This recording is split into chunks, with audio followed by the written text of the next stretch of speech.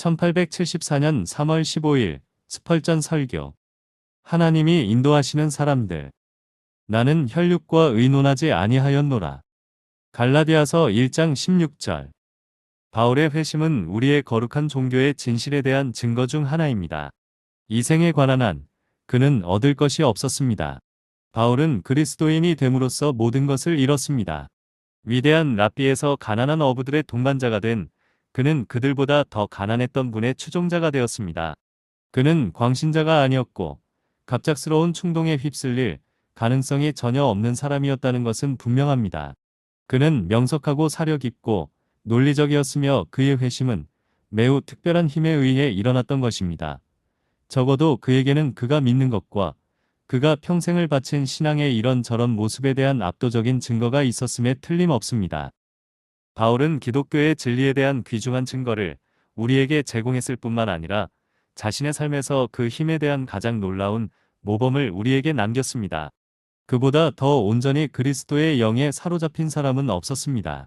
그는 절뚝거리며 천국에 갈 수 있을 만큼의 은혜만 받은 연약한 성도가 아니라 어둠의 권세와 씨름하며 자기 앞에 놓인 경주를 인내로 달리고 하나님의 모든 충만함으로 충만한 영적 운동선수였습니다. 그는 참으로 주 안에서 강하고 그분의 힘의 능력으로 강했던 사람이었습니다. 그는 모든 자연적 열심을 다해 그리스도의 일에 자신을 던졌고 그 자연적 열심은 하나님의 영에 의해 거룩하게 되어 그를 강력하고 용감한 주의 종으로 만들었습니다. 사랑하는 여러분, 우리도 바울과 같은 사람이 되기를 기도합니다. 그의 속박을 부인하지 않겠습니다. 저는 그의 결박당함을 부인하지 않겠습니다. 그는 아그리빠 왕에게 당신뿐만 아니라 오늘 내 말을 듣는 모든 사람이 이 결박을 제외하고는 거의 모두 나와 같으면 좋겠습니다라고 말했을 때 그렇게 했습니다. 그러나 우리 안에 그리스도와 같은 성품이 온전히 자라날 수만 있다면 우리도 기꺼이 바울처럼 결박당할 수 있습니다. 바울은 하늘에서 나타나신 그리스도를 통해 회심하고 개인적으로 말씀드리고 과거에 대해 깊이 회개하고 예수를 주님이자 구세주로 온전히 믿은 후 세례를 받자마자 곧바로 스스로 독립적인 길을 개척했습니다. 그는 사람들에게서 위임을 받을 필요가 없었습니다. 그는 하늘에서 직접 위임을 받았기 때문에 곧바로 회당에서 그리스도가 하나님의 아들임을 전파했습니다. 본문에서 바울은 나는 혈육과 의논하지 아니하였노라고 말합니다. 그는 자신이 해야 할 일에 대해 선한 사람들과 의논하지 않았습니다. 왜 그래야 했을까요? 그는 그리스도의 이름이 맨 아래에 있는데 그들에게 위임장에 서명하라고 요청할 필요가 있을까요? 그는 혈육들과 의논하지 않았습니다.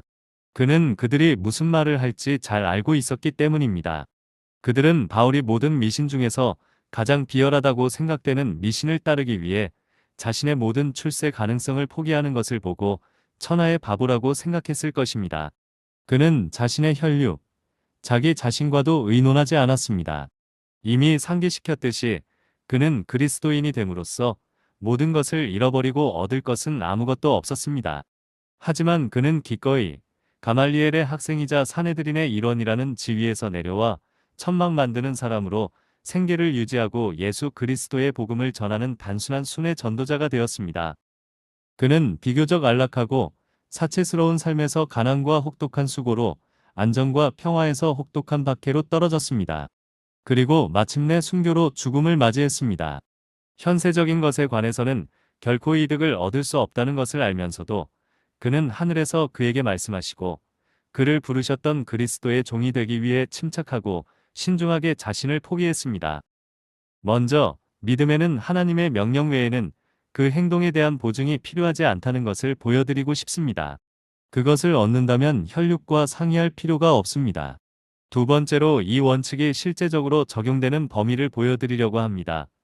이 원리는 위대한 것이며 우리의 최선의 판단에 부합합니다. 첫째, 믿음은 그 행동에 대해 하나님의 명령 외에는 보증이 필요하지 않습니다. 신자는 혈육과 상의할 필요가 없습니다. 이 하나님의 진리를 설명하기 위해 모든 시대의 선한 사람들을 예로 들 수 있습니다. 예를 들어 노아가 있습니다. 그는 하나님으로부터 자신과 가족, 그리고 지상에 있는 모든 짐승과 새와 기는 것들을 담을 수 있을 만큼 큰 고페르 나무로 방주를 만들라는 명령을 받았습니다. 마른 땅 위에 그렇게 거대한 방주를 짓는다는 것은 터무니없는 생각이 아닐까요? 하지만 노아는 당시 살아있던 사람들과 상의하지 않았습니다. 노아가 하나님이 그에게 명하신 모든 것을 따라 그대로 행하였더라고 했습니다. 다음으로 아브라함을 생각해 보세요. 그는 하나님으로부터 본토 친척, 아비 집을 떠나 하나님이 보여주실 땅으로 가라는 명령을 받았습니다. 그리고 성경은 아브라함은 주께서 그에게 말씀하신 대로 떠났다라고 말씀합니다. 그 후 아브라함의 삶에는 하나님께서 아들 이삭을 번제로 바치라고 명령하신 기억에 남는 순간이 있었습니다. 아브라함은 사라와 상의하지 않았습니다. 한 아들의 어머니로서 사라는 안 돼요. 여보, 그런 짓을 해서는 안 돼요라고 말할 수도 있었을 겁니다. 그래서 아브라함은 사라에게 말하지 않고 아침 일찍 일어나 나귀의 안장을 얹고 나무를 준비하여 하나님께서 말씀하신 곳으로 사흘 동안의 여정을 떠났습니다. 그는 분명히 죽게 될 이삭과 상의조차 하지 않았습니다. 이삭이 불과 나무는 있는데 번제할 어린 양은 어디 있어요? 라고 말하자 그의 아버지는 거의 숨이 막힐 듯이 내 아들아, 하나님께서 번제할 어린 양을 주실 것이다. 라고 대답했습니다. 그는 자신의 혈육과 의논하지 않았습니다. 그렇지 않았다면 부성애가 신앙보다 너무 강했을 것입니다. 하나님께서 아들을 제물로 바치라고 명령하셨기 때문에 그는 사랑하는 이삭을 죽이기 위해 칼을 뽑았습니다. 이것은 신앙이 사람의 조언이나 승인 없이 감히 할 수 있는 일을 보여주는 영광스러운 사례입니다. 또한 모세가 이스라엘을 종되었던 집에서 인도하라는 하나님의 명령에 어떻게 순종했는지 기억하십시오. 그는 분명히 자신의 혈육과 상의하지 않았습니다. 이집트의 부가 그의 발치에 있었기 때문입니다.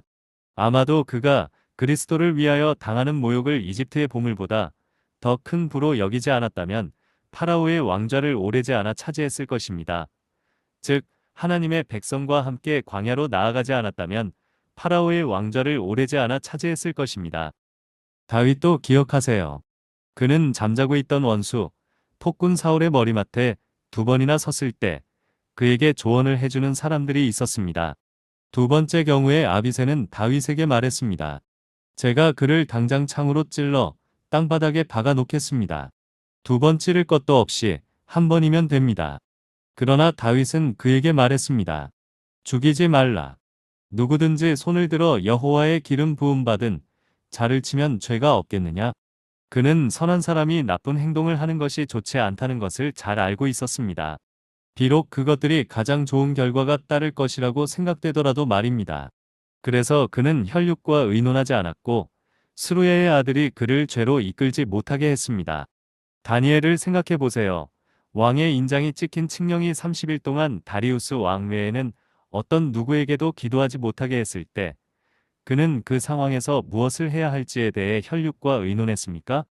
그는 자신의 양심을 만족시키면서도 동시에 자신의 목숨을 구할 방법에 대해 자신과 의논했습니까? 그는 하지 않았습니다.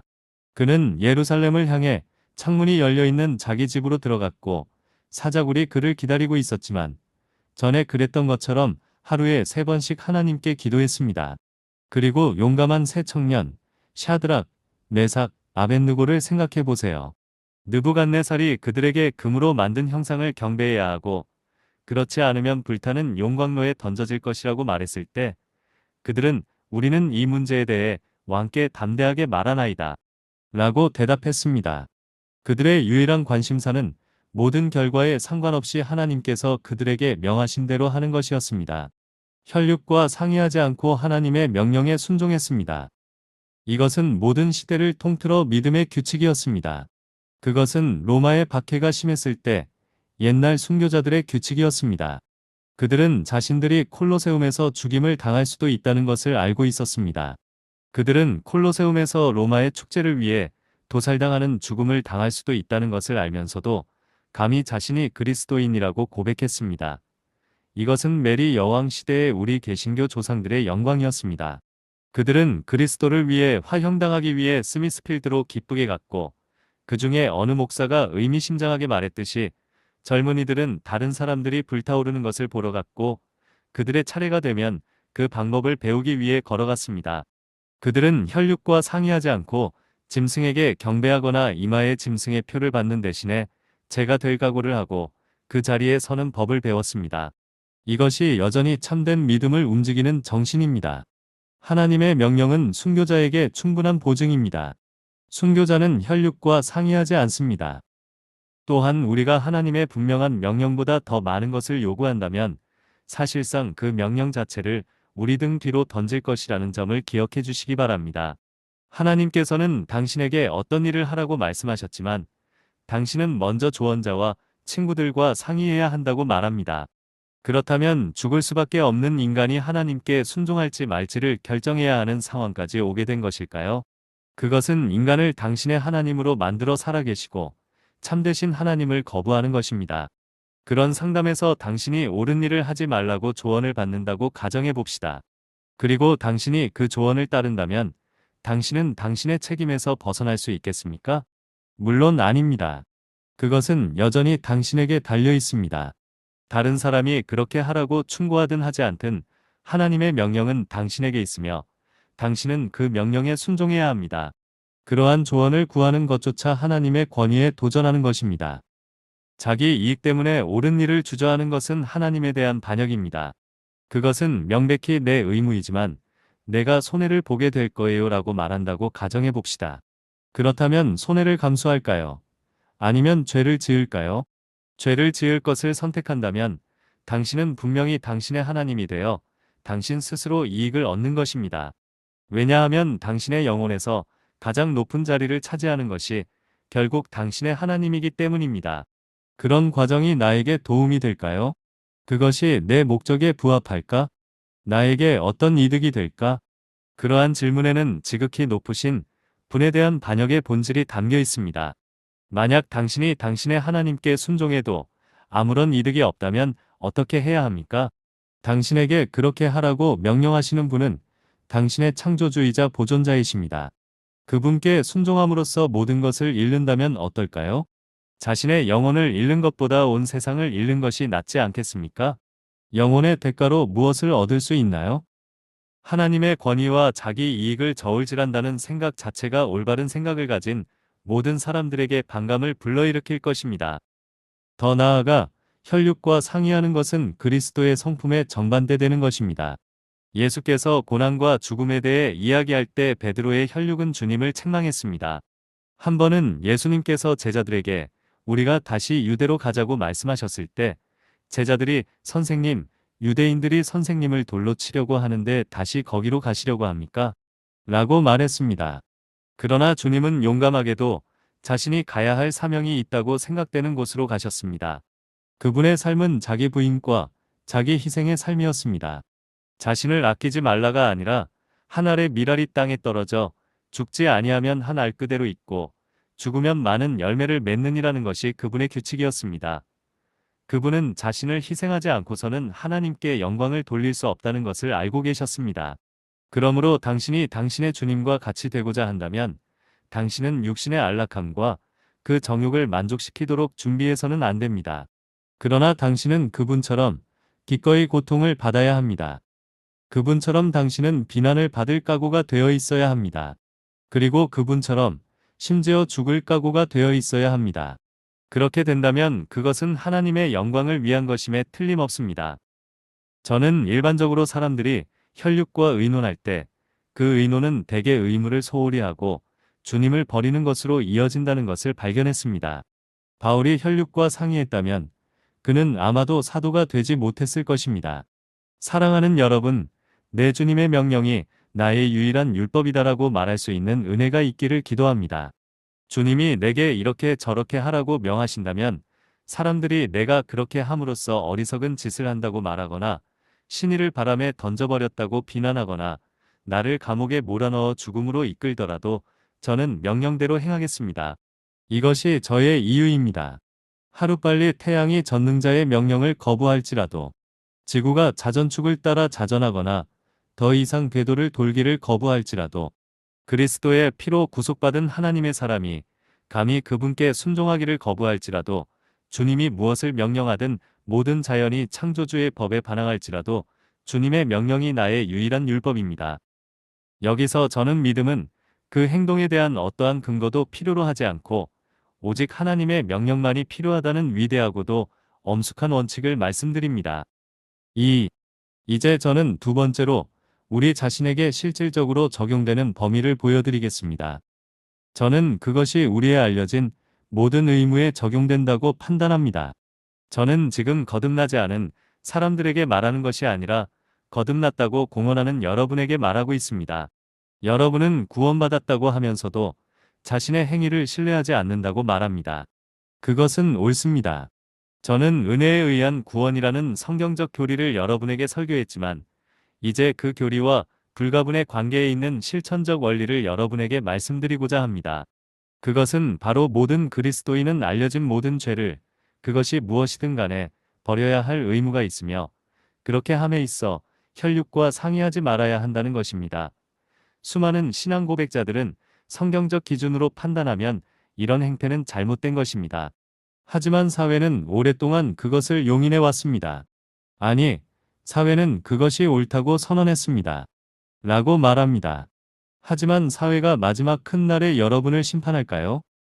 사기꾼 썬데이 크리스찬으로 지옥에 던져진다면 사회가 당신을 바닥이 없는 구덩이에서 건져낼까요? 당신이 마침내 천국 문 밖에서 발견된다면 사회가 당신의 영원한 상실에 대해 보상해 줄까요? 하나님의 사람이여, 당신은 사회와 무슨 상관이 있습니까? 그리스도인은 매일 경건하지 않은 사람들 가운데서 탈출하여 자기 십자가를 지고 그리스도를 따라야 하며 주님이 당한 모욕을 감수하면서 진영 밖으로 나가야 합니다. 세상의 친구는 그리스도의 적입니다. 세상과 같은 일을 하는 것이 당신과 무슨 상관이 있습니까? 그리스도께 헌신하는 의무에도 같은 원칙이 적용됩니다. 모든 그리스도인은 오직 그리스도를 위해 살아야 합니다. 우리가 가진 모든 것과 우리의 존재는 그리스도께 속합니다.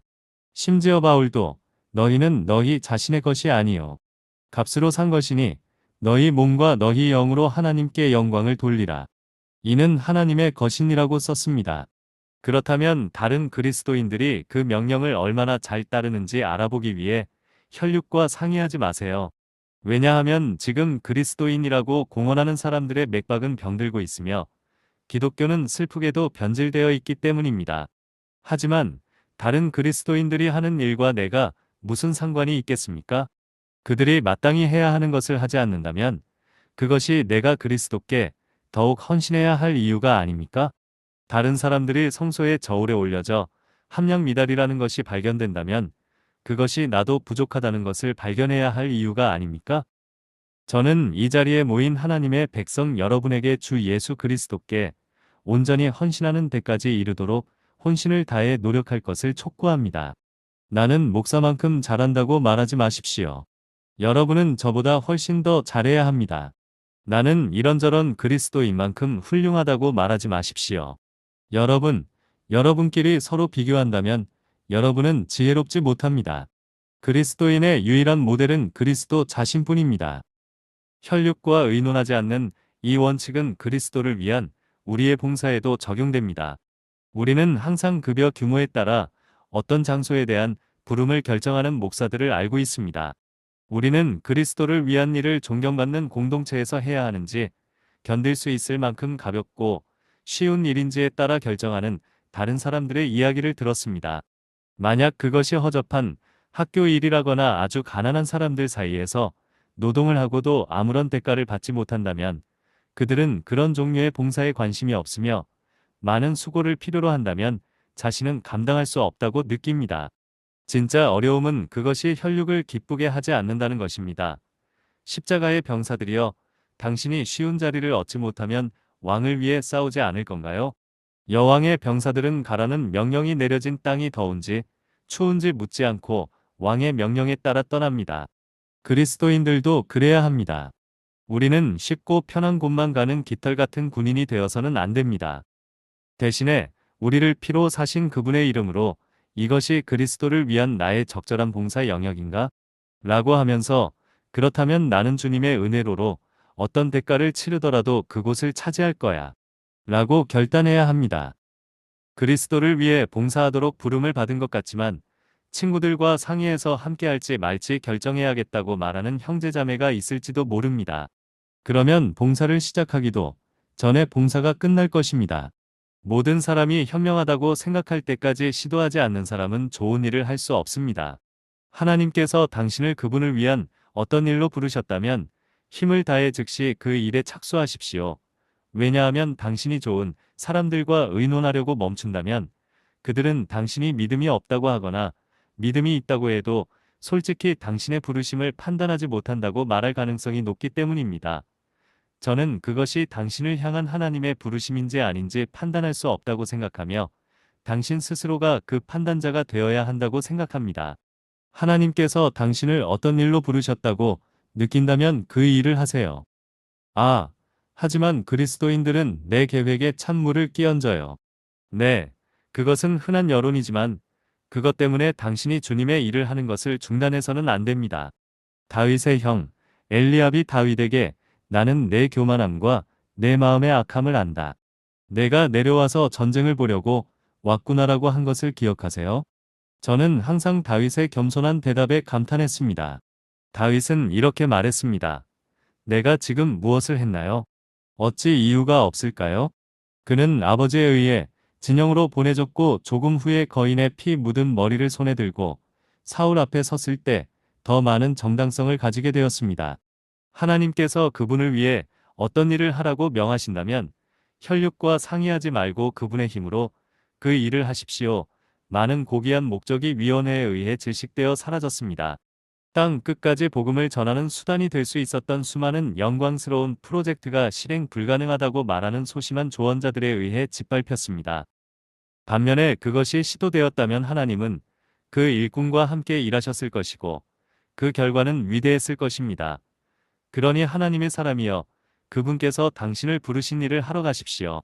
그리고 혈육과 상의하지 마십시오. 다음으로 이 원리는 모든 필요한 희생에 적용됩니다. 그리스도와 그의 대의를 위해 우리가 해야 할 희생이 있습니다. 예를 들어 하나님께로 돌아오면 자신의 사업에서 희생을 감수해야 하는 사람들이 있습니다. 오늘 밤 여기 세리였던 한두 사람이 있습니다. 그러나 그들은 회심하고 나서 상당한 희생을 감수하면서도 그 사업에서 가장 먼저 손을 뗐습니다. 그들은 기꺼이 손해를 감수했고 옳다고 믿는 일을 하지 않았다면 그렇게 할 수 없었을 것이기 때문에 양심이 분명한 채로 여기 앉아 있습니다. 여기에는 일요일 장사로 생계를 유지하던 사람들이 있지만 그들은 그리스도를 위해 기꺼이 그 일을 포기하고 그분의 제자가 되었습니다. 그들은 포기한 만큼의 돈을 돌려받지는 못했지만 그것이 옳다고 믿기 때문에 마음의 평화를 누리고 손실에도 완전한 만족을 느낍니다. 모든 그리스도인은 이와 같이 행동해야 하며 어떤 이익이나 손실을 잠시도 고려하지 않아야 합니다. 하나님은 하나님이시기에 어떤 대가를 치르더라도 그분을 섬겨야 합니다. 그러나 때때로 그리스도를 따르는 것은 돈보다 더 큰 손실, 즉 우정을 잃는 것을 수반합니다. 그리스도를 향한 헌신 때문에 세상에는 여전히 이별이 일어나고 있습니다. 불경건한 부모들은 회심한 자녀를 멀리합니다. 친밀한 우정이 끊어지고 그리스도와 복음을 위해 영향력과 이익을 포기해야 하는 상황이 벌어지고 있습니다. 저는 어떻게 해야 합니까? 그리스도를 포기하지 않으면 엄청난 손실이 있을 것이라는 위협을 받는 사람이 묻습니다. 영원한 이익이 달려있는 그분과 작별하기보다는 아버지와 어머니, 남편과 아내와 그 밖의 모든 것과 기꺼이 작별하십시오. 주님께서 누구든지 내게 와서 자기 아버지와 어머니와 아내와 자녀와 형제와 자매를 미워하지 아니하고 또한 자기 목숨도 미워하지 아니하면 내 제자가 될 수 없느니라고 말씀하신 것을 기억하십시오. 어떤 사람들은 그리스도를 따르는 사람이 되면 명성과 지위를 잃게 될 것이라고 생각하며 그것은 견딜 수 없는 엄청난 고통이라고 생각합니다. 이 교회에 들어온 후부터 자신이 속해 있던 귀족 사회에서 냉대를 받는 사람들이 있었습니다. 그들은 저에게 와서 우리의 옛 친구들이 더 이상 우리를 부르지도 않고 집으로 초대하지도 않아요. 라고 말했습니다. 그래서 저는 하나님께 감사합니다. 이제 그들의 쓸데없는 수다에서 노출될 수 있는 유혹에서 벗어날 수 있을 겁니다. 라고 대답했습니다. 그 후로 그들은 그렇게 되었고 잘 지내고 있다고 말했습니다. 하지만 처음에는 견디기 어려웠습니다. 그리스도 안에서 사랑하는 형제자매 여러분, 항상 옳은 일을 하십시오. 무슨 일이 있더라도 그리스도를 위해 최선을 다하십시오. 종말에 그리스도 때문에 손해를 보는 사람은 없습니다. 그리스도를 위해 자신이 가진 모든 것을 포기할 수 있는 사람은 큰 이득을 얻을 것입니다. 당신이 회심했다면 이 원리가 당신의 신앙 고백에도 적용된다는 것을 알아차리기를 바랍니다. 예수님을 진정으로 믿는 사람들 중 일부는 주님이 정하신 방식으로 자신의 믿음을 고백하는 것을 소홀히 하는 경우가 많습니다. 신약 성경에서 세례를 받는 것이 그리스도를 믿는 모든 신자의 의무라는 것을 아주 분명하게 가르치고 있습니다. 먼저 그리스도께 자신을 바치고 그 후에 하나님의 뜻에 따라 그리스도의 교회에 자신을 바치는 것은 모든 그리스도인의 의무입니다. 사랑하는 친구여, 이제 주님의 뜻을 행하고 혈육과 상의하지 마십시오.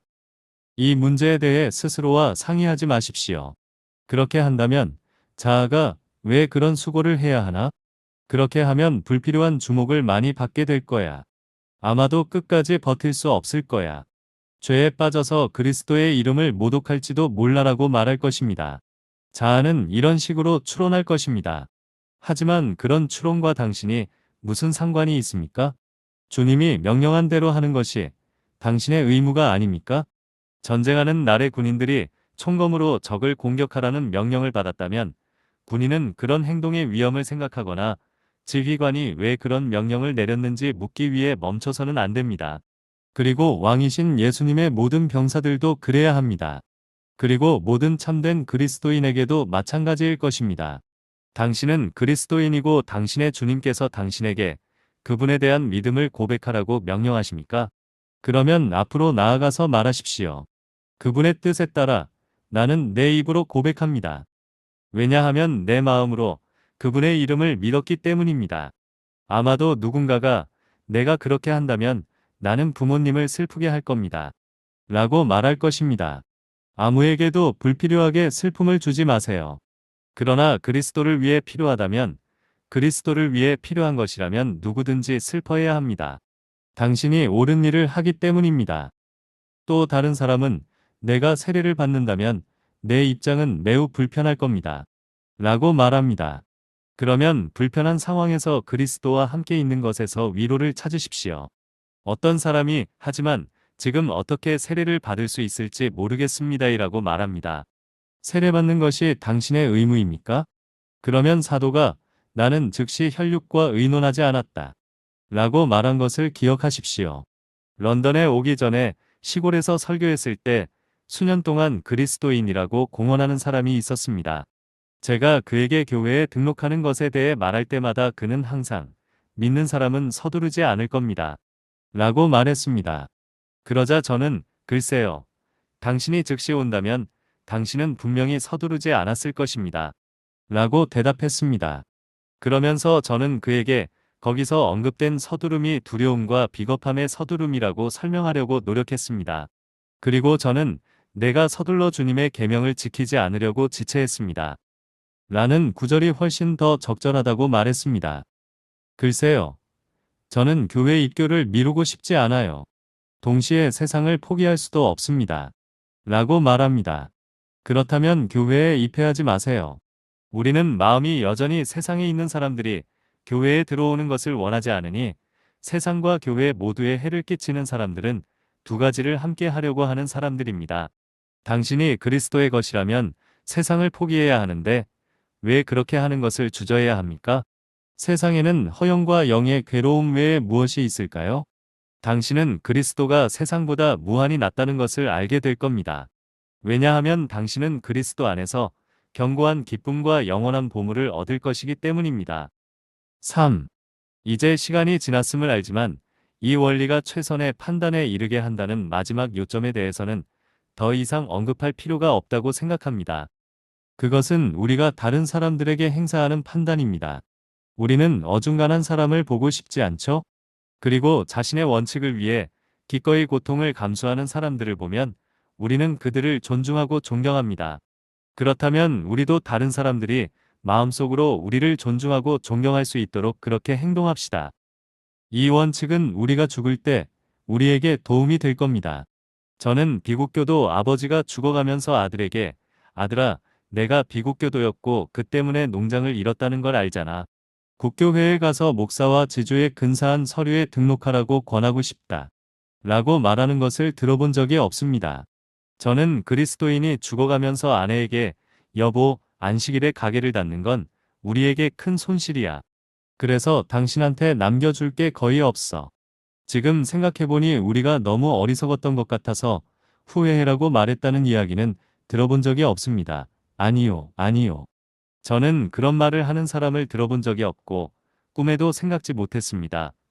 죽어가는 그리스도인이 나는 주님의 대의를 위해 너무 많은 것을 바쳤어요라고 말하는 것을 들어본 적이 없습니다. 또 저는 주님을 위해 너무 열심히 일했어요.